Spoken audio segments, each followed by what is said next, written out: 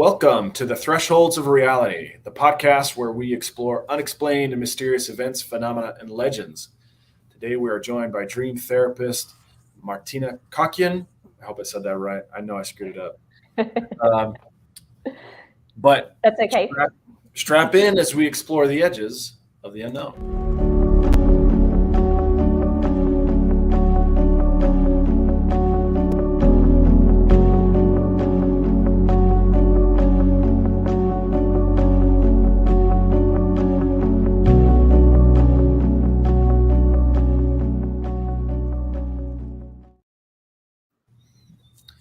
Martina, welcome to the show. We spent a good probably 6 weeks, right, Kyle, going through dream therapy.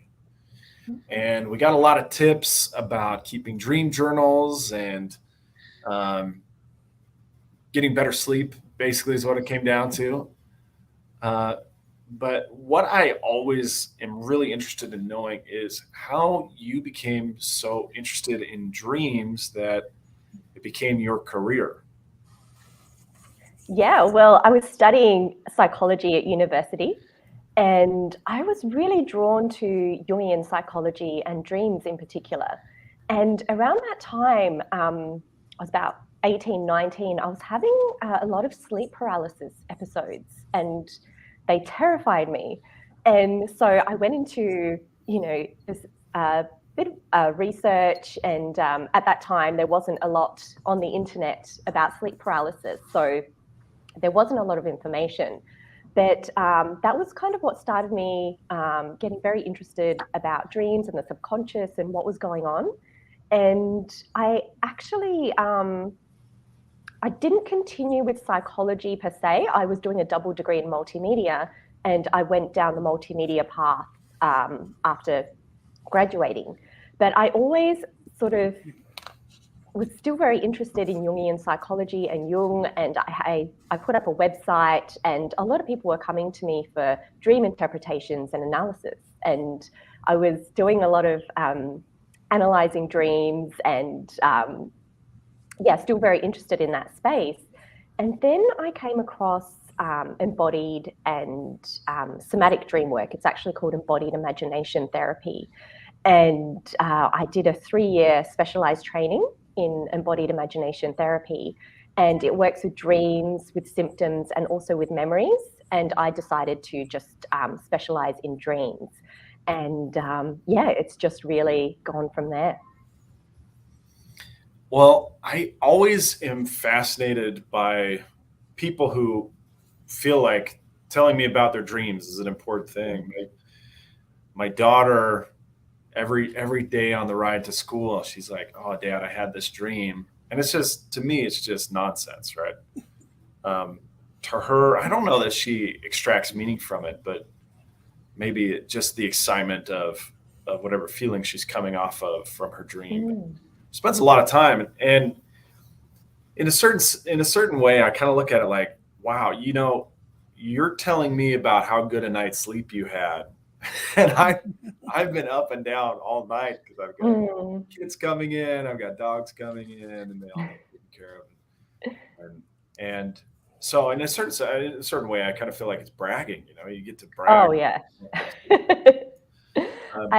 I've been through those periods where I have a 4-year-old, so I know what it's like. And at one stage, she was around 14 months. She was waking about 10 to 13 times overnight, and my dreams were just so completely scattered and almost unattainable. And I went through a real period where it was almost really depressing not being able to tune into my dream world, because dreams are really the psyche's healing response. So whatever is happening throughout our lives, it's our brain that's helping to process, and also sort of dreaming forward and just having different experiences and different adventures in say, whether it's other realms or the subconscious or whatever's going on. But at the end of the day, they're also, I love listening to people's dreams. Like, I love that your daughter tells you her dreams on the way to school. I think that's such a lovely bonding experience. And it's just, I guess it's a bit more interesting than them saying, oh, what happened at school that day? Or, they're having real adventures in this other sort of space. Yeah, it's kind of fun at the same time. Like it doesn't make any sense to me. I don't know what's causing her to have these particular sequence of events in her dream space. Um, I've encouraged her to keep a dream journal, like we've had our other dream experts come on and recommend. I don't really remember a whole lot of dreams of my own. I have tried waking up and putting down whatever I can remember. It's usually just maybe one or two images that I can recall. Yeah. Kyle's also keeping a dream journal. I think he's doing a lot good. more than I am. And I write paragraphs. Oh, lovely. And do you know what? Just one or two images is absolutely fine. That the images are still working to help us process or to enrich us, really, to enrich the psyche.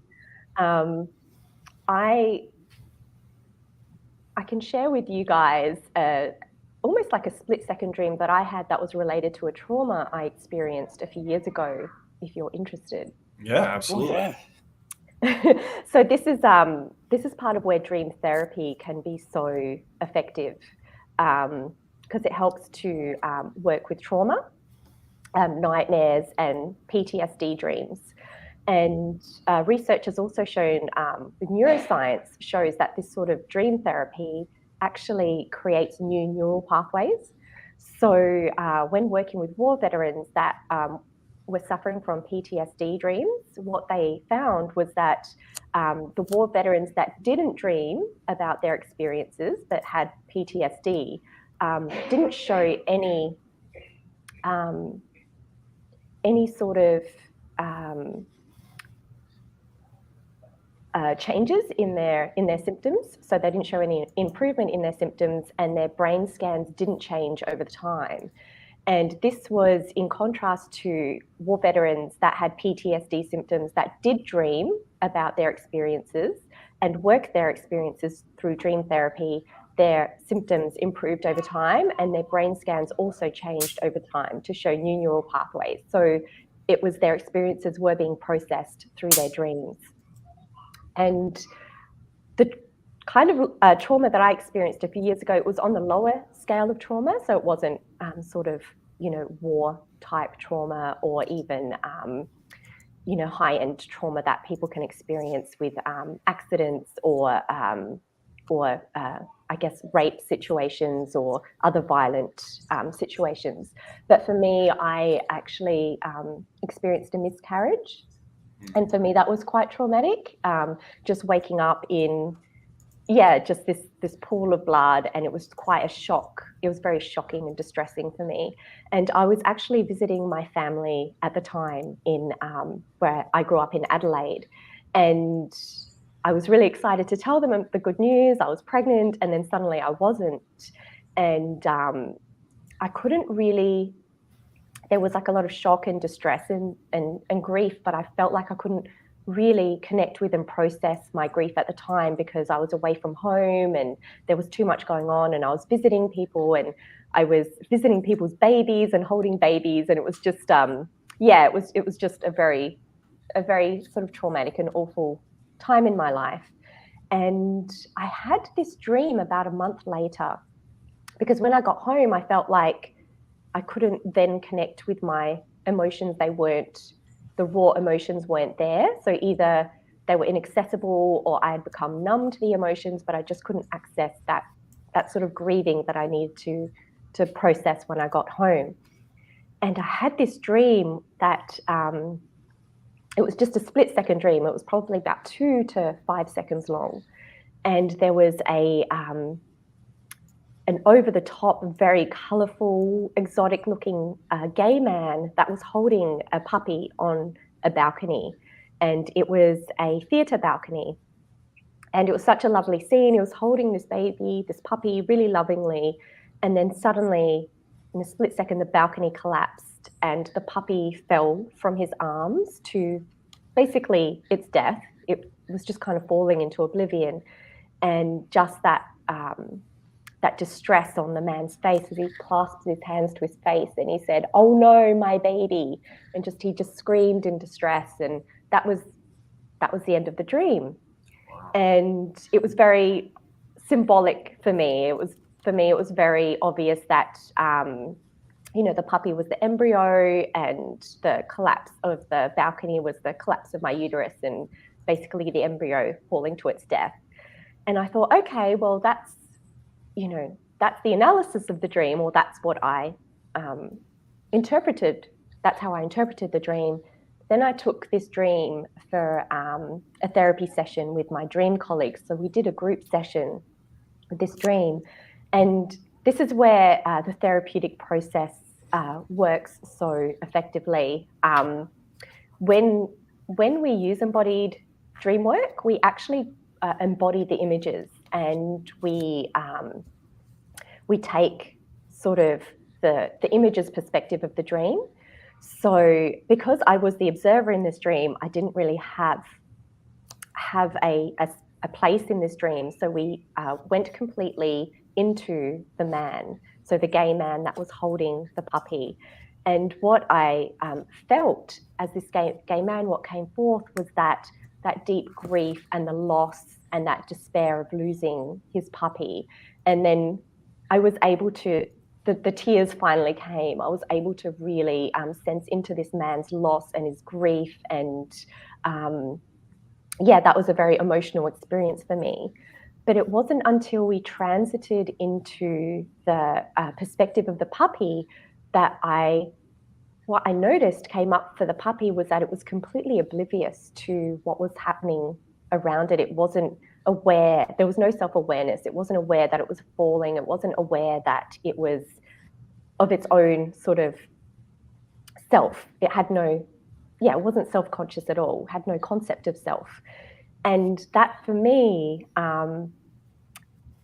made me kind of realize that perhaps the embryo didn't really have any connection to myself or to existence, or to, it was quite oblivious to what was happening. And that was quite comforting for me to realize that perhaps that was the embryo's experience. And I was able to come out of the therapy session with, just more of a comforting view of perhaps the embryo didn't feel any pain. That was comforting for me, and also to be able to fully express what I couldn't express at the time. And now when I look back on my miscarriage and the trauma that I experienced, it's kind of held, like with the puppy and the gay man are sort of part of that experience now. And I feel like it's recontextualized what happened in a way, if that makes sense. Yeah, and that's a fascinating approach too. That's the first time I've ever heard of anybody trying to take the perspective of the images themselves, or the players on the stage of the dream. That's really, really an interesting approach. It is so interesting, and the images are so profound as well. And especially when you're working with clients who have trauma, it's quite game changing for them, and it creates quite a shift in perspective. And for example, I've been working with this client for a few years now, and he's had a traumatic experience where there was a perpetrator involved. I won't go into too much detail, but just by working with his dreams and with the imagery of his dreams, he's been able to let go of so much guilt and self-blame in relation to the incident, which has been decades. He's been holding on to this for decades. And it's fascinating, and it's very profound and therapeutic work. So, how do you decide what kind of approach you take in a dream therapy session? I mean, when I am experiencing a dream that I'm in or am participating in, that's one thing. But a dream like you described, I've experienced those too, where it feels like I'm just kind of watching a show. Yeah. And does participation in the activities of the dream change the approach of analysis, or can you adapt that, putting yourself in each player's position, can you adapt that to any type of dream, even one that you're already playing a role in? Yeah, it's interesting. It is very adaptable, and some dreams only contain presences as well. So they're like, oh, I knew that there was something sort of to my left or behind me, and it had a presence. I mean, these images, they do come with a sense behind them, and we can actually explore the presence there and see what comes from the presence. So, for example, I was working with a client yesterday who was holding she wasn't holding a baby in her dream. The baby was in front of her, but she was looking away, but she knew that the baby was there. But we were still able to explore the sleeping baby, and we were able to get into the rhythm of the baby's breath. And there was a real sense of peace in the rhythm of the breath. And she was able to really feel into the baby's peaceful, rhythmic sleeping. And that was quite an amazing experience there as well. And you really cracked open a whole new dimension of dream analysis here with this. Absolutely. It is multidimensional, and that's why I love the work so much, because going back to the analytical approach, it's very rational, it's very one-dimensional. But when we go into embodiment, this is where it becomes somatic and psychosomatic. We can experience psychosomatic changes even in our body just by doing the work as well. So it is multidimensional, and we get information that we don't normally perceive. So, for example, by analyzing something with a rational mind, we only know what we know rationally, whereas dreams are often very irrational. They come from the subconscious, or they come from wherever they do. Yeah. And we're gaining information that is ego dystonic. So it's not egocentric. We're going out of our minds, and we're going into other, and that's where the new information lies, in the other. This whole new approach is really fascinating to me. All of the dream analysis that I've ever done has been from whatever standpoint I'm observing the dream in. Mm-hmm. But it seems like, it ought to be really natural to understand that, oh my gosh, yeah, of course, I'm creating these other characters, these other players in the dream space. My mind has to also conduct their activities too. I also am really kind of intrigued by what you said about rational mind. I feel like human reason has really only been around for a short time in human history. We could go back to like formal logic, maybe just a couple thousand years old, whereas dreams and kind of our instinctive drives have been around for eons, right? Way longer than that. And so a lot of these kind of dream experiences that I've had, I'm not an expert by any means, but the thing that I pull out of that is a really kind of fundamental feeling, either fear, or anger, or something very basic. There's not a lot. Primal. Yeah, I've never experienced anything like Inception, right? That's never happened. I don't have people trying to plant very complex ideas in my brain, but it's just like very basic stuff and often very nonsensical. But at the root of it, there's something human, something very instinctive, like it could be a sex dream or a nightmare. But it's always just something like very raw, something very basic. Absolutely. So what do you mean by basic, Sam? Like, I'm not sure what you mean by basic. Well, sorry, I didn't mean to interrupt, but yeah, by basic, I mean it's a one-word descriptor of the experience. That was scary, or that was sexy, or that was weird. Just very basic descriptor. And then if I go into the details, it's like a scene, and then in the dream space, it makes sense to go from one scene to another scene. But when I'm explaining it, it's like, oh, well, these are very disjointed things. And why am I at the supermarket, throwing watermelons at somebody, and then in another scene I'm being pursued by, the Joker or something from like Batman, and then it's just very disjointed kind of set of imagery. but in the dream space, they feel connected. It makes sense. Yeah. And it's interesting because the part of our mind, the prefrontal lobe that is responsible for rational thought, is actually shut down while we're dreaming in REM. So this is what researchers believe. We just accept what happens in dreams because the rational mind is actually shut down. So it's making way for pure imagination, and that's the beauty of dreams. Do you find that, like, when people are, this is something I've kind of observed as I've been writing like a dream journal and writing stuff down. It seems like chunks of my dreams are like stuff that I have talked about in the like throughout the day. Mm-hmm. Like little chunks of like have been incorporated into. So I don't know if it's my mind processing the day, so I'm getting these chunks in there, or does that have a big, like, does that contribute a lot of to your dream of your, like, your brain trying to process the day? Or Absolutely. And it's a way of dreams. Actually, what researchers have found is that dreaming is very important to memory and memory storage. So it's the way our brains sort of process what's going on throughout the day, and then it kind of cements it into memory. So it's a way of cementing what you've experienced throughout the day into memory, into the hippocampus.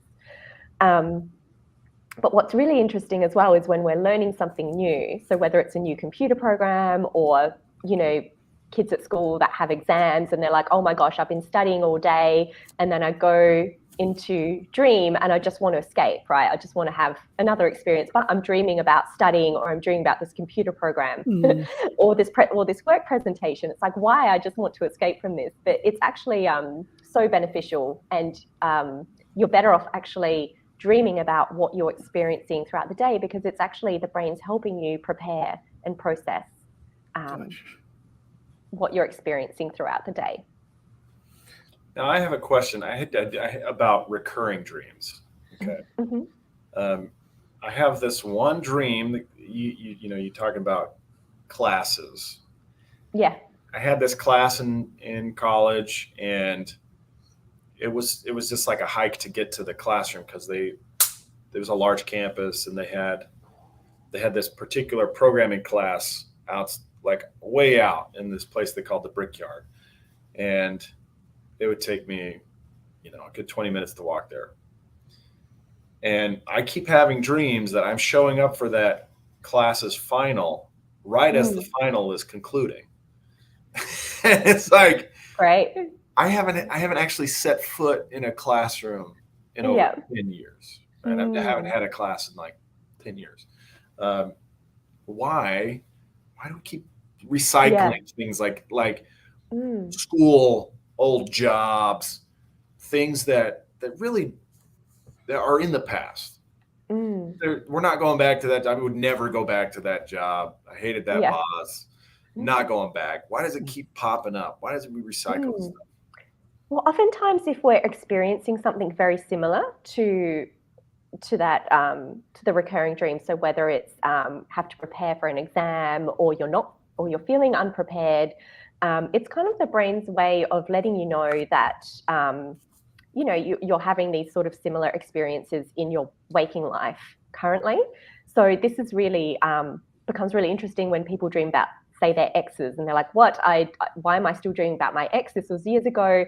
And it's basically the mind saying, oh, well, there's a similar experience that you're having in your life right now, and it's drawing from the past to help you process the current experience. So maybe there's somebody in your current life that reminds you of your ex, or has similar qualities, or it's just saying, no, don't go there. So that's the brain's way of kind of making those connections with our waking life, and whether it's a warning, or whether it's just saying, look, you need to be more prepared, or helping you prepare for what's going on in your waking life. I guess that's the beauty of recurring dreams. I'm curious. I mean, I don't know that we've talked about this or if this is even something to bring up, is there any relationship between dreams and near-death experiences that you're aware of? Mm. Not in my professional experience. Near-death experiences. I haven't really worked with anybody who's had a near-death experience. Well, we were kind of doing near-death experiences and dream therapy really close together. And it's just like connecting to me right now based on the stuff that you've said. Because there was a guy who came on and he said during his near-death experiences, he got to relive and correct experiences that he had in the past. So he had kind of a life review session, and he would come across experiences where he behaved in what he believed was a less than ideal way. And so the God of that experience would then put him back in the situation and say, well, do it differently this time. And it kind of reminds me of what you're saying now. It's like you're in a similar position. Here's your opportunity. Your brain's kind of bringing back to mind in a dream scenario that situation, and here's your chance to get it right this time. Yeah, that's a really good point, and a very interesting point there and connection. I don't know. Maybe there's nothing to it. It's something that kind of connecting different. No, I see where you're coming from. Yeah, definitely. But I don't have any direct experience with a near-death experience or anybody who has had one, but I find them very fascinating and I love hearing about them. And I can definitely check out those episodes. I think I did see the one with the guy that you were mentioning, and he had a couple of near-death experiences, and there was a hold-up or something. I think there was. He was beaten at one stage, and pretty wild. At any rate, how do people improve? How does improving the focus on your dreams improve your waking life, or vice versa? Good question. Well, especially kind of listening to the messages that come through in our dreams can help in our waking life. I mean, we always have free will, but we see dreams as our allies. So what's coming through in a dream is basically whether it's the subconscious or whether it's other entities or spirits that have come in to sort of help us to guide our way down the path of our lives. So, for example, those recurring dreams that pop up and say, "Oh, I'm warning you about this," or "You really need more preparation about that." So that's kind of lovely to have.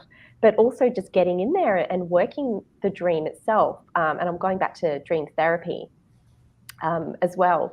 So you mentioned nightmares at one stage, and I wanted to also share a nightmare that I'd worked with a client just recently, and she dreamt about an deep underwater sea creature that was stuck in a cave, and it was grabbing onto her arm. And so delving back into that dream, and she was participating in that dream, so she wasn't an observer, so we were able to really feel into her fear and terror that was there, because as you mentioned, Sam, there's always that one major feeling that comes from a dream, and that's whether that's fear or terror or anger, or or you might have had a really lovely dream, and that's the main feeling that comes through. But it's really important to acknowledge that these feelings and emotions are present and to feel them in the body. And then when we went to explore the sea monster, she was so terrified of it. So it took a little bit of time to kind of get into the sea monster's presence. But as it was clinging onto her arm, what came up from the sea monster was that it didn't want to be alone anymore. And it was also afraid, and it wanted something more for itself. It wanted something better for itself. And that was really profound for my client to hear that from the sea monster. And that was quite a profound session in general. So we went from fear and terror of this deep sea creature to more of a compassionate response to this sea monster. And when she got in touch with me a few days later, she said that something had shifted for her. There was an emotional shift, and she said she cried for the first time in 2 years in front of her ongoing therapist. And also she had some psychosomatic changes, so that her menstrual cycle was very late every month. She got her period, say, every 40 days. And she said this time round it had come on the 28th day, which we know is normal for much more of a normal cycle for women. So there was a psychosomatic change for her after doing the work as well. She also said like part of her house caught on fire, which we found really interesting. She thought that was like a cleansing response as well. But it's interesting to note it's so unexpected. We can't, working with dreams, there can be emotional changes, there can be psychosomatic changes, or even changes in our lives. Yeah, I think it's unlimited what the effect that dreams have on us. And as you mentioned, the other way around, we could dream something. A lot of people have reported dreaming their future partner or dreaming their future dream job, and it comes through in a dream, and then they get inspired by it, or it comes through in their reality. And that's also fascinating as well. Yeah, I like the idea of kind of dreams and waking life both being real. I mean, there's that definite entanglement there. Yeah. I mean, it's definitely harder to shake reality than it is dreams. I feel like dreams are so fleeting. A lot of times it's really tough to hold on to them, but it's also something that I really like to try to do is hold on to those dreams, even though they are fleeting. And it's interesting to me also that the parlance of kind of goals and ambitions becomes synonymous with dreams. And how that notion of your ambitions and your imagination kind of having to be part of the same thing.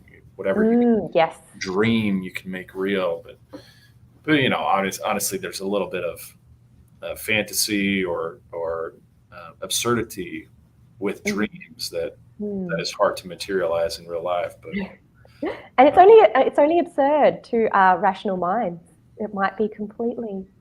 Well, unfortunately, I inhabit my rational mind most of the time.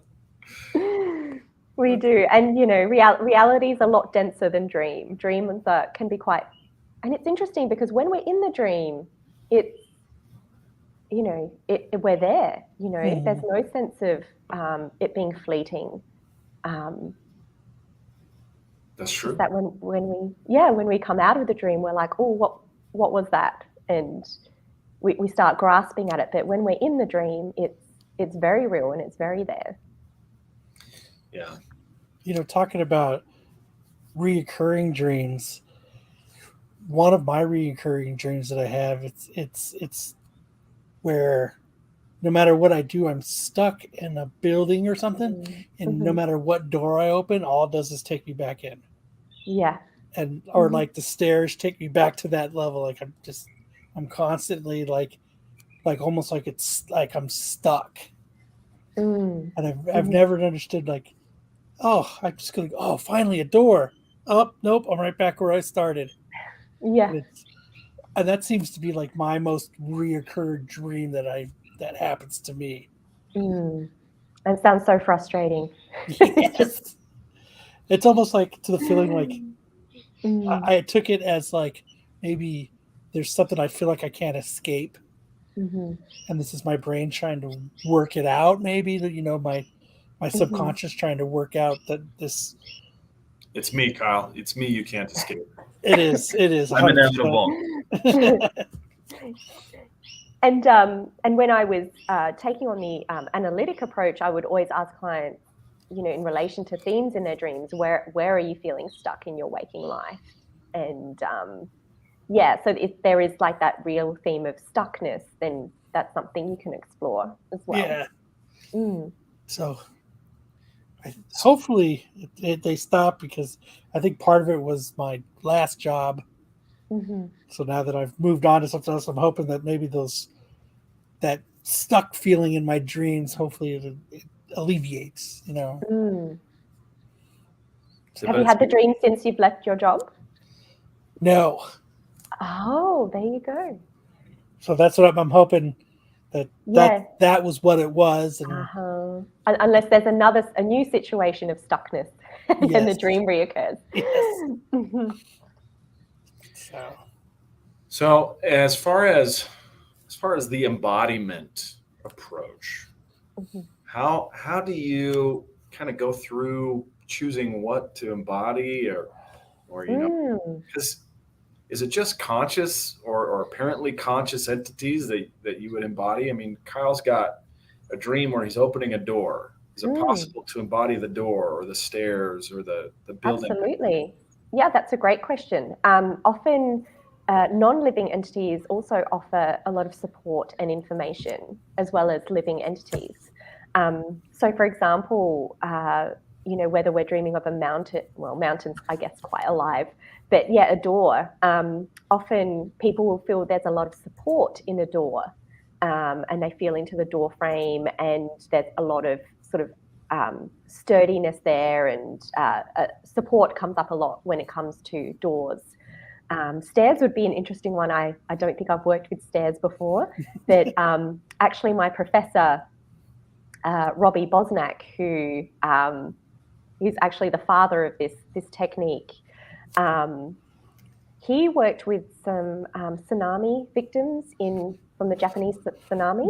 Oh, yeah. And when he embodied, there was a dream that he worked with where a client there was a table in between her and her partner, and her and her partner were having an argument, and the table was basically a support system for them. So it was kind of in between their argument, and it was sort of, part of a defensive sort of stance in that dream. And then when they moved on to, because the dream featured a huge wave and a tsunami as well, so there was obviously a lot of emotion regarding tsunamis, but once the dreamer embodied the tsunami, there was a lot of power in that wave. So she really got to embody the power and the destruction within the wave, and she found that quite empowering. So for a situation that was quite destructive in her life, she was able to gain some empowerment from the situation, from the tsunami as well. And what is the mechanic behind the embodiment approach? I mean, is it just as simple as saying, well, imagine that you're this thing or this individual? What are you feeling? What are you seeing? So it's kind of like an acting exercise or improv exercise. Yeah, absolutely. And there's a lot of work in the improv space and the theatre space with embodied imagination therapy. But what we do is it's a technique called mimesis. So first we start to mirror other.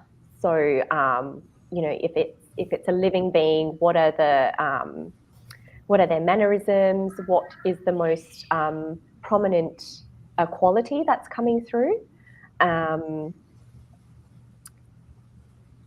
I worked with a client yesterday who had a dream of this dragon that transformed into a woman. And it was quite an amazing exercise to work with, because first we explored the dragon's, I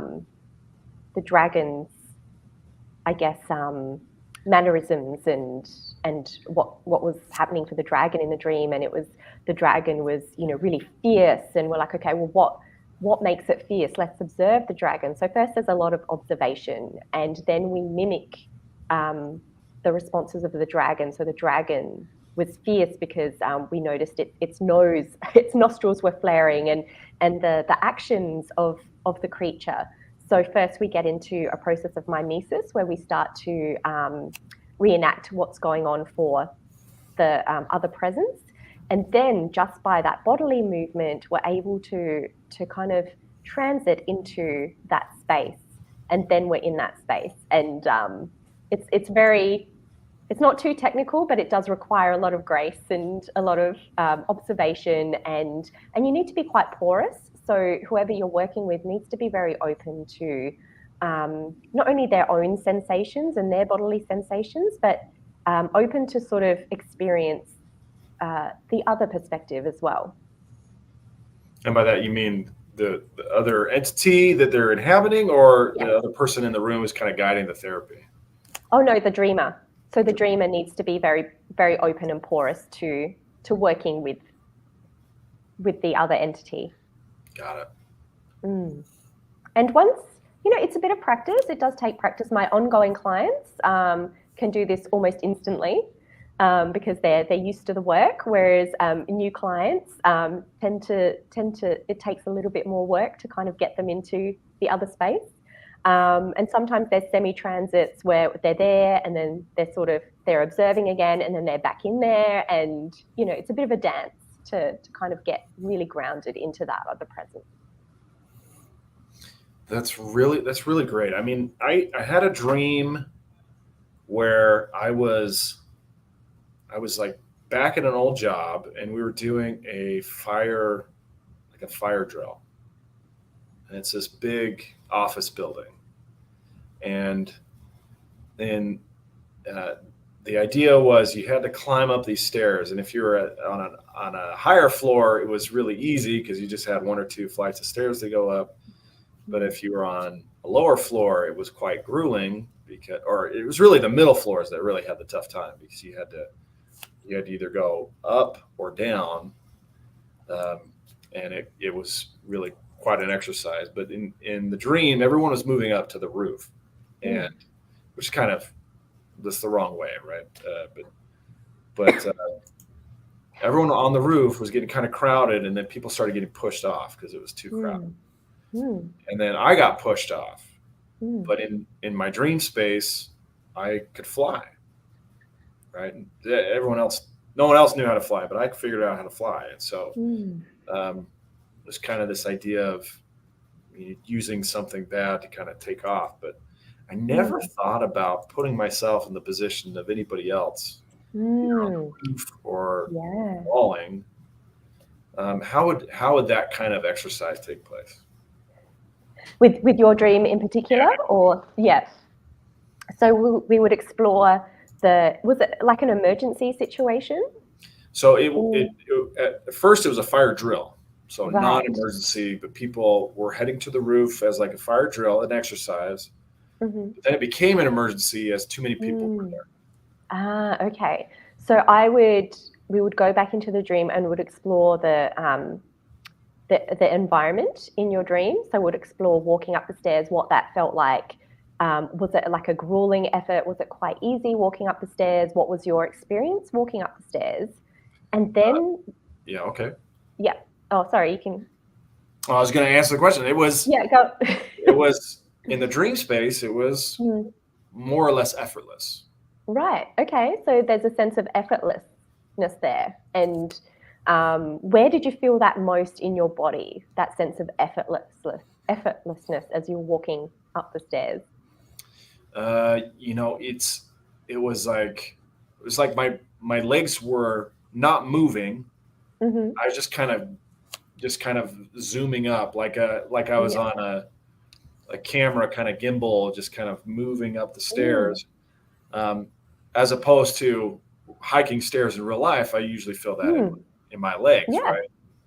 But in this particular dream, it was just moving up, just kind of like a camera going up, or like a drone, just moving up the stairs. So we'd explore that feeling of effortlessness, of moving upwards, moving up the stairs, and then it's really effortless, and explore the sensations in your body that you were feeling at the time of ascent. So are you able to... We usually do this in a very deep meditative state when we're working the dream. So you really need to kind of be very in tune with your body and in tune with the dream, and really kind of access those sensations that you were experiencing as you were flowing up.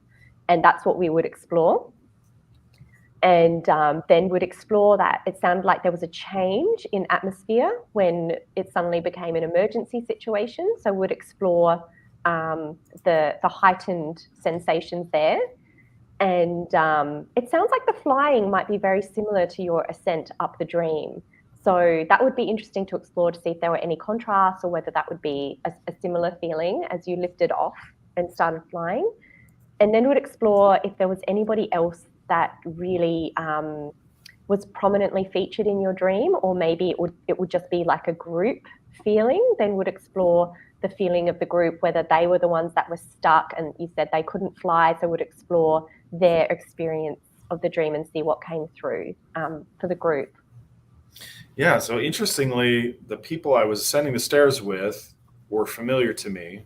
But then once I was on the roof, they kind of disappeared. I was just kind of among a crowd of faceless masses, basically.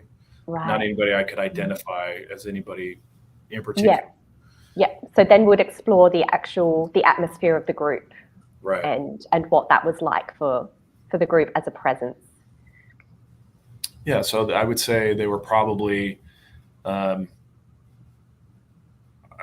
would say, kind of mindless, just kind of gathering in this place and multiplying. Yeah. To the extent where there's so many of them that people are getting pushed off the edge. Almost like a lemmings kind of effect. Well, no one's doing it on purpose. It's just they're multiplying to the extent there's no room on the roof. Yeah. People are getting pushed off. Okay, and that would be really interesting to explore, to get into that sense of multiplying and having sort of, whether it's no boundaries or no sort of limits to that sense of growth and or whatever's going on for that group. Yeah. I mean, I don't. At the time, I was feeling very, kind of like Kyle mentioned, very kind of trapped in a job that I didn't really enjoy. And I kind of related to that now looking back, but I left that job very soon after I had that dream. I'm not going to stick around here. So that's kind of how I took it. But I never had looked at myself or looked at the people who kind of shoved me off the edge and try to inhabit their space, try to get in their mind.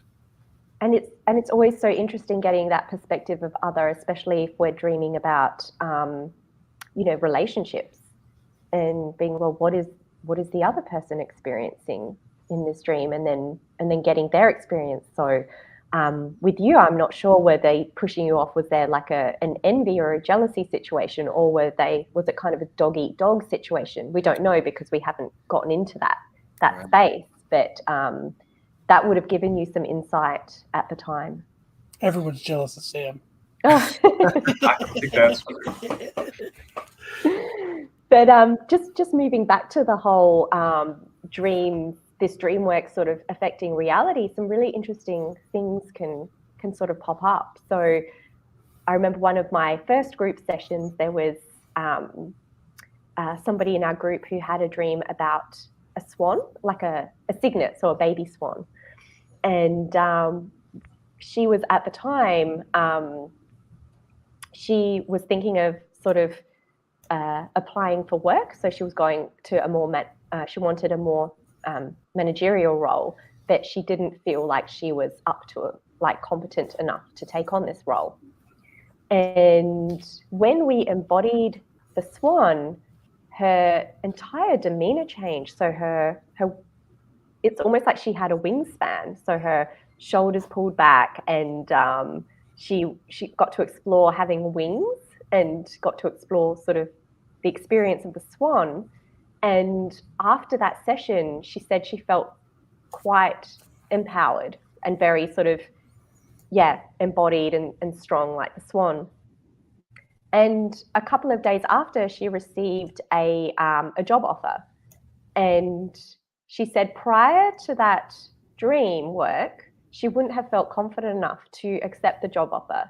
But she said just by embodying that swan and having that wingspan and the empowerment there, she did actually say yes and take on that job and that career advancement.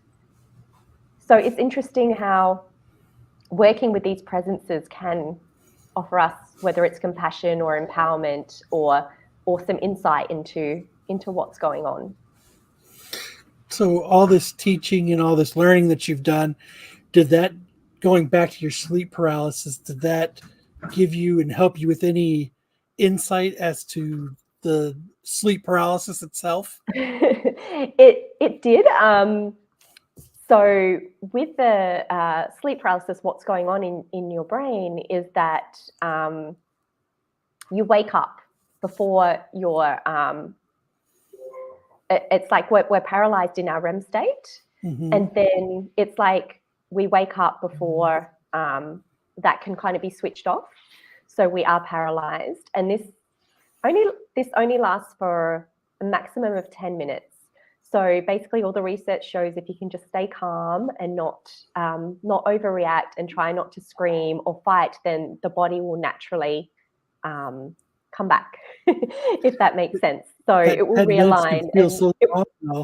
Yeah, I know. It's like that glitch in the matrix will just naturally dissipate. And so I haven't actually had a lot of sleep paralysis episodes for a while. The last one I had, I was able to just be able to tell myself to just be calm and to be embodied and to be present in this, and that it will pass. Whereas previously I have had like the whole experience of the demons coming and sort of sucking the life out of me, and it's been absolutely terrifying. But I haven't had any demons for a while, and I think it's because I've been able to stay calm and not panic. I'm going to give a scenario. Like, I have a lot of times I wake up and I have no idea where I am. I have no idea who my wife is next to me, and I completely freak out. Yeah. Like, I'm like, who are you? Where am I? Like, is that close to like a sleep paralysis? Like you're not fully there, or is it just? Oh, you've never had a sleep paralysis episode? I have, but that's I'm wondering if they're closely related. Like, like I'll wake up and I won't know where I'm at. Like, who my wife is. Like I'm like disorientation. I have no idea what's going on, and I always wondered if that was close to like in the realm of sleep paralysis, like because you're just, you know what I mean, like you have it's like no idea of anything. Your life is your life has to catch up with you. Yes. Oh yeah, like your brain has to catch up with you, like your surroundings, and like it has to. Yeah. And that's completely normal. It's because we're in another state of consciousness where we don't always have that sense of ourselves in our dreams. Like some dreams I've had, I've been a completely different environment and a different person. And so it's almost like our lives have to sort of catch up with our experiences, and it's like, oh yeah, I have to remember who I am again. But it's like for that split second, it feels like there's a real sense of freedom of self. It's like, oh wow, like blank slate almost. And no, it is interesting, and that's with dream therapy. That's the beauty of dream therapy, is that we explore these other perspectives and we get out of our egocentric state. So egocentric state in that this is my life. I'm this sort of, I'm a woman. I have a partner. I have a child. I'm a therapist. This and that, and it's almost like you've created this life for yourself. But in dream, it's like anything is possible. And I'm not sure if I've answered your question very well, but it is basically just coming back to our egocentric state. Yeah. Awesome. I think Sam froze. Oh yeah, I think he has. Oh, it's just me and you now. Yeah. So let me put up. This is where dreamgarden.com.au. That's where they can get information. They can contact you. You guys getting me? Yeah, that's right. Oh, I think Sam's back. His consciousness is slowly starting to come back to us. He's remembering. Kind of. If you'd like to go to the dreamgarden.com.au, that's my website, and you can book a session with me, one-on-one over Zoom. I'm looking into doing some dream groups in the near future, so getting a group of people together and working the dream one sort of person at a time each week. And there's something special about the group space as well that comes through. So it's this whole work is really a form of expanding awareness and creating shifts in our lives and in our being from doing the dream work. Who's doing your animation? Oh, I had an animator in Germany, in Berlin, that did these animations. So that was the doomed puppy. That was the story of my miscarriage. Cool. Yeah, so you can see the gay man holding the puppy. Right. And then Soul Sucker is my experiences in sleep paralysis. And The Life of the Big Fat Beer was a visitation dream that I had from my grandpa before he passed. And he actually lives on the other side of the world. So I had this lovely experience with him before he passed. Very nice. That's awesome. So what a nice dream to actually have, though. So it was beautiful. I always remember it. Yeah. Yeah, I feel like he left me a legacy in his dream. Sam's a little bit behind. Sorry. For everybody listening, make sure you check out thedreamgarden.com.au. We do have one comment from a viewer. Did want to put that up, and this was in relation to that kind of reliving past misbehaviors. And she says, sometimes what we feel was our misbehavior could actually be the best thing that others needed to better themselves. I think that's trying to let yourself off the hook, Barbara.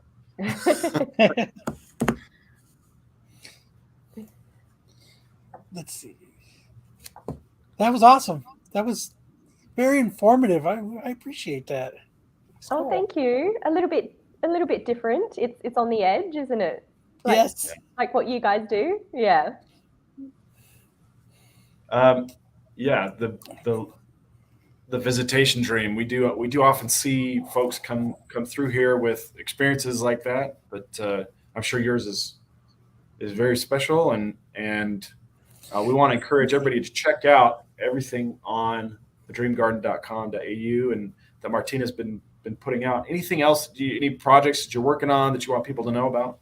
Oh, absolutely. There's I've just created a dream platform called dreamcubator.co, and that's for anybody to just log in. It's free to log in and sign up and share your dreams.